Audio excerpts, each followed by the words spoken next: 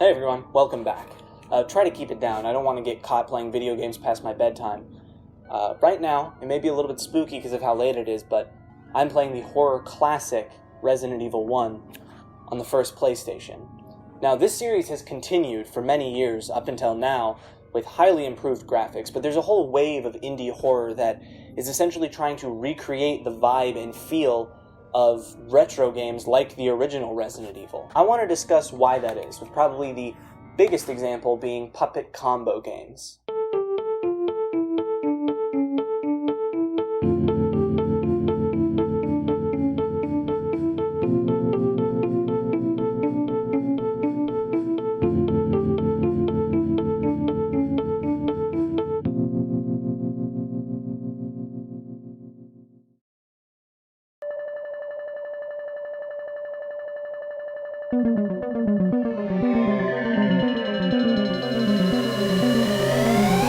Puppet Combo is a one-man game studio run by Ben Kakuza. It's known for the retro PS1 style graphics and controls and the 70s and 80s slasher exploitation film themes and inspirations. From Power Drill Massacre to Babysitter Bloodbath to Night of the Nun. The roots of Puppet Combo go back to 2002 with Ben Kakuza's unfinished title Halloween 3D. Unfortunately, the game was eventually cancelled due to copyright issues and rebranded as Sanitarium Massacre. The game had the player taking control of Michael Myers, the classic 1970s proto-slasher villain, and so already we can see Puppet Combo's inspiration. I first heard about Puppet Combo with their game The Power Drill Massacre. It was released in 2015 and essentially has you taking on the role of Megan, who after a car accident goes to get help for her boyfriend. She stumbles upon this abandoned factory. When she goes inside in hopes of using their phone, she's met with a crazed killer with a power drill. She must solve puzzles and find keys to escape while also being hunted. The game uses either Resident Evil-style camera controls or an orbital camera. Either way, you are in for a bad time. The controls replicate the clunky feeling of a PlayStation 1 game as well as the graphics. And on the scare side, despite being unendingly cheap, it still works. Pure and utter silence for almost the whole game unless the killer sees you. Then it plays the most loud, sudden, ear-piercing jump scare sound. Combine that with the clunky and hard-to-manage controls, and you know that if he sees you, you're probably not going to get away. Now, I am a big proponent that loud does not equal scary, and I'll be the first to agree that the scares in these games are cheap. But I think Puppet Combo can get away with it because, well, they're replicating the formula of cheap 70s and 80s slasher films. The shock comes before the terror, and that's the point. Puppet Combo is actually really great at replicating what makes that formula effective. And for someone like me who's very desensitized to a lot of horror, sometimes just the tension of silence and knowing there's probably going to be a loud sound soon is enough to make me go, that was pretty fun. Now, this is definitely a personal preference thing. I'm sure some people will say the fact that I'm scared at all by these cheap loud sounds means I'm not as calloused as I say I am. It might not work for some of you, but I'd recommend trying it out because for others, it might legitimately be a horrifying experience. If Five Nights at Freddy's 4 scared you, that's basically playing on the same thing. Hey, editing Sagan here. When I say cheap, I don't mean bad, and that'll kind of come more into focus later on in the video, but the point I'm making is that the games aren't necessarily like subtle horror masterpieces, and more that they use a really simple and effective pipeline to scare you that ends up working for me as opposed to maybe a more subtle, slow burn type of horror, which can also be really effective, but I'm just more comparing and contrasting the two styles and not necessarily passing a judgment on which is better. When I first played Power Drill Massacre, I was probably 13 or 14, and it definitely left a big impact. For one, it kind of reminded me of one of the first horror games I ever remember playing, Stay in the Light. But for two, it just unapologetically embraced the grimy, disgusting, unpolished vibe. Which for me has always been a selling point for horror games. Playing Five Nights at Treasure Island at age 13 is still the most scared of any piece of media I've ever been. Probably wouldn't affect me the same way now, but I was literally shaking. But the remakes of that original demo never seemed to do it justice, and I think the reason is because that game was janky as hell, and the unsettling vibe is in the game's core. but we'll discuss that later. Puppet Combo isn't just a one-trick pony. While things like Power Drill Massacre and Babysitter Bloodbath are very similar in their vibe and execution, the studio has branched out into different ideas, with things like Night of the Nun feeling closer to a puzzle escape game like Granny, and going even more retro with the Atari-style The Summoning, and doing a more found footage feel with the Riverside incident. But throughout it all, the retro vibe and the unashamed use of grime and gore aesthetics really add something. But Puppet Combo isn't the only one doing interesting things with the retro horror PS1 style aesthetic. In fact, Puppet Combo is sort of a subgenre in itself inside of the larger retro horror genre. There are plenty of other developers and games that are doing even more interesting and arguably a better job at embracing this sort of nostalgia-driven retro horror theme. And to fully understand the whole topic and genre of retro horror, we have to take a look outside of Puppet Combo's influence and even outside of Western media's influence. So let's talk about some other games.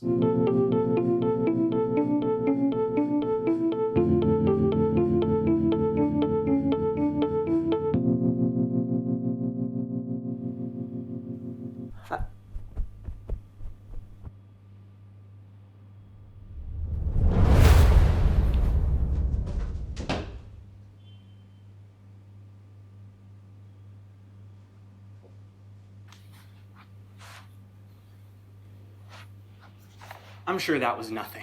Anyway, let's talk about some other games and developers that operate within this retro horror genre. I want to start with this really amazing now annual project, Haunted PS1 Demo Disc. This is a collection of retro-style, horror-themed indie games made by different developers, from RPGs to first-person shooters to classic survival horror. I think my favorite game from the disc is Walk by developer Kazumi Games. One of the most unique things about the game is the fact that it uses the PS1-style rendering system to make it seem more realistic. The environments seem like they're photo-scanned, meaning they're photorealistic. Meanwhile, the character models are more in the older PS1 low-poly style. But the rendering ends up marrying the two styles and creating a really unique and realistic presentation. The game uses classic stealth mechanics with a really creepy monster in a sleepy city street at night while you control a schoolgirl trying to get home alive. And while Puppet Combo fully embraces the tropes and vibes of American slasher horror of the 70s and 80s, Studio Kazumi embraces a distinctly Japanese horror aesthetic. And this works really well, arguably better than Puppet Combo, especially when you consider all those classic genre-defining horror games of the PS1 era, like Silent Hill and Resident Evil, came from Japanese game studios. It's already embedded in the cultural zeitgeist of that time. Moving away from the Haunted PS1 demo disc and further into the J-horror parts of the genre, I want to talk about Lost in Vivo. I made a solo video about this game a while ago, so if you want a more in-depth look about this game specifically, you can check that out, link in the description. Lost in Vivo combines J-horror aesthetics with the unashamed grime of things like Puppet Combo, while going even more surreal. It uses retro and low-poly style to really embrace all of these pieces, and that is something that is really important when understanding this genre. Large parts of horror operate on the concept fear of the unknown. Now, some games can take advantage of this really well with hyper-realistic graphics. Take a look at PT. That game was a direct sequel to the original Silent Hill. But this retro horror genre uses the limitations of rendering and textures and low poly count of older hardware to create a feeling of unknown. Things aren't clearly defined. Flesh tones and unsettling silhouettes leave a lot to the imagination, leaving with just a general vibe of what this horrifying thing is without spelling it out. And that especially works in Lost in Vivo with its surreal and almost absurdist horror. And there are plenty of other games that borrow from this PS1 aesthetic in tons of different ways. Orange County by Pasta's Future is a skating horror game where you try to avoid traffic on a dark night. Night of the Consumer by Germ Food is a comedy action horror game where you take the role of a new employee at a store trying to appease ruthless customers. And retro horror can go even further back with the Atari-style trilogy Faith by Airdorf Games, utilizing rotoscoping to push even creepier and farther past what the actual Atari was capable of. And outside of games that you can actually play, things like Petscop, which I've covered extensively on the channel before, utilize the format of an old PS1 game to envelop the viewer in an eerie nostalgia. And not, ooh, it's the 80s nostalgia, a more subtle perversion of childhood memories that really reminds me of Liminal Space in a lot of ways. which is another thing we'll get into in a bit. The point here is that there's a large variety of ways that developers can utilize the PS1 retro horror aesthetic to create interesting horror games. There's one last thing I need to talk about before we can really bring all of these topics together. The things that all of these games draw their inspiration from. PS1 horror games and 70s and 80s horror films.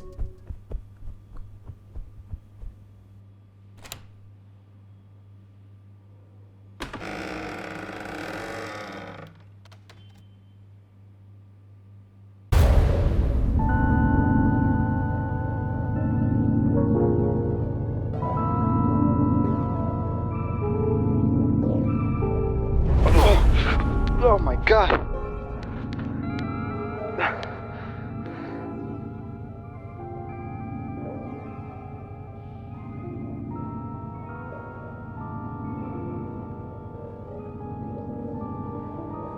That's weird. Anyway, what were we just talking about? Right, PS1. First, let's talk about the two real inspirations for modern survival horror on the PlayStation 1. Silent Hill and Resident Evil. There's a really common fun fact about the first Silent Hill that floats around a lot. The game's classic fog was created as a way to cover up for the fact that the PS1's render distance was really short, and it ended up being one of the creepiest and most iconic parts about that game. This fact to me illustrates a really important point about the limitations in the creative process. Having restrictions, whether that be hardware limitations or a low film budget, forces developers or filmmakers to use their resources in creative ways, driving innovation and original thinking, which is one of the many reasons developers might choose to put those limitations on themselves. But now that we have upgraded hardware, they can do even more with that aesthetic, like walks, photo scanned environments. On the topic of hardware limitations, I think one of the reasons this style is creepy is the uncanny valley much of the pre-rendered cutscenes fall into. Silent Hill is an obvious example, but I want to talk about the classic zombie turn reveal in Resident Evil. This is fucking creepy, for a couple reasons. First off, to get this detail in a cutscene, it can't be rendered in real time. This means it has to take you out of the game, and the sudden shift to a more realistic style is really unsettling. Faith uses this technique with its rotoscope sequences, but the zombie itself, due to the rendering limitations of the time, is just really upsetting looking. It falls so perfectly into the uncanny valley, things just seem off. In a non-scary title, that would usually be a detriment. In a game that's trying to build an eerie atmosphere, that's exactly what you want. Similarly, plenty of other technical challenges of this era, like lighting and the limit to 3D objects, meant that many times the games can feel empty or off in a very liminal way that is really exemplified in projects like Petscop. But for an example more of the actual time, Super Mario 64 for the N64 is a great example as well. There are plenty of sensationalized theories and myths about Mario 64, but the fact is, in many of the sections, things seem a little odd or empty. Turning off the music in the game can create a really strange atmosphere, and for a horror game, that atmosphere is perfect, even though it spawned out of a lack of options and not an abundance. Moving on from games for a second, let's talk about some 80s and 70s horror movies, specifically the slasher films that helped inspire the puppet combo games. Many of these, from Halloween to Texas Chainsaw Massacre, were extremely low budget. And honestly, it shows, but something about that creative process, much like with games, is very useful. It keeps the films grounded and gritty, and many times it makes things seem almost found footage-esque, with the amateurish quality of certain sections adding an uncomfortable sense of realism, especially in the era of YouTube. Our brains have been trained to recognize what something cinematic looks like and what something home video looks like. And so when blood and gore are shot in a home video style way, it can add a layer of unease, and that almost meta-horror aspect of jankiness I think carries over to games. I mentioned how Five Nights at Treasure Island really scared me at the time, and one of the reasons being its lack of polish. In a more meta sense, that does add a unique air of eeriness to whatever you're playing. It almost feels like you're playing an actual creepypasta game, like the game is going to reach out and grab you. So when that jankiness is added purposefully, if done well, it can really contribute to the overall atmosphere of the project. In a slightly later example of a film doing this, the Blair Witch Project is blurry and shaky and never even shows the monster due to a lack of budget, but also because of the found footage medium it purposefully chose to use and innovated with. And that level of meta, unapologetically uncinematic style is what made it so effective.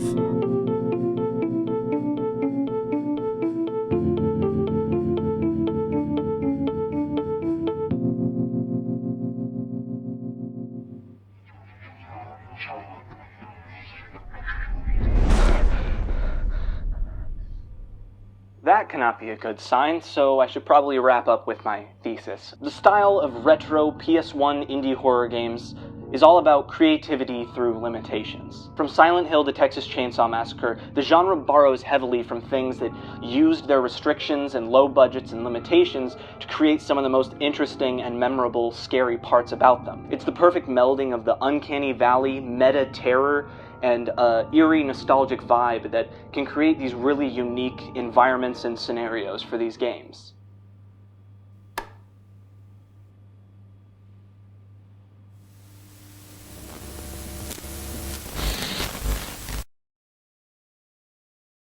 Hey, I hope you enjoyed that video. It's one of my favorites that I've done in a while, and if you liked it, maybe consider subscribing for updates on more videos like this.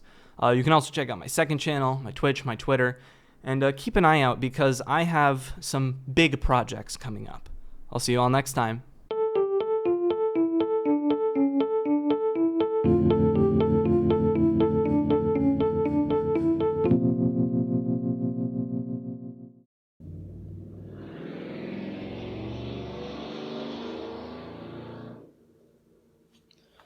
That's the real horror. Those fucking drag racing assholes outside my apartment.